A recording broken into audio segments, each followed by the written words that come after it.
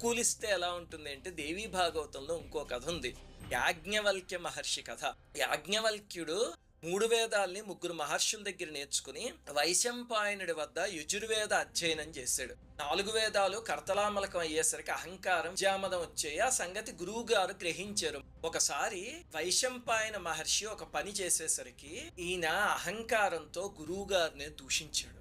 దాంతో ఆయన కోపం వచ్చి, యాజ్ఞవల్క్య, అభ్యసించిన వేద విద్య అంతా నా వద్దనే కక్కేసి వెంటనే ఆశ్రమాన్ని విడిచి వెళ్ళిపో అని కఠినంగా పలికితే పాదాల మీద పడ్డాడు, కానీ ఆయన కరగలేదు. అప్పుడు నేర్చుకున్న వేదాలన్నిటినీ కక్కేసి వెళ్ళిపోయాడు. ఆ కక్కిన పదార్థం తిత్తిరి పక్షులు తిని చెప్పినదే తైత్రీయ ఉపనిషత్తు. అందరం నేర్చుకుంటూ ఉంటాం. ఆ తైత్రీయ ఉపనిషత్తు అలా వచ్చింది. ఆ తర్వాత యాజ్ఞవల్క్య మహర్షి సూర్య భగవాను ఆరాధించి ఆయన కరుణతో శుక్లయజుర్వేదాన్ని నేర్చుకున్నాడు. కానీ ఈ మర్చిపోయిన విద్య అంతా ఉంది కదా, మరి అప్పుడు సరస్వతీదేవికి తపస్సు చేస్తే అమ్మవారు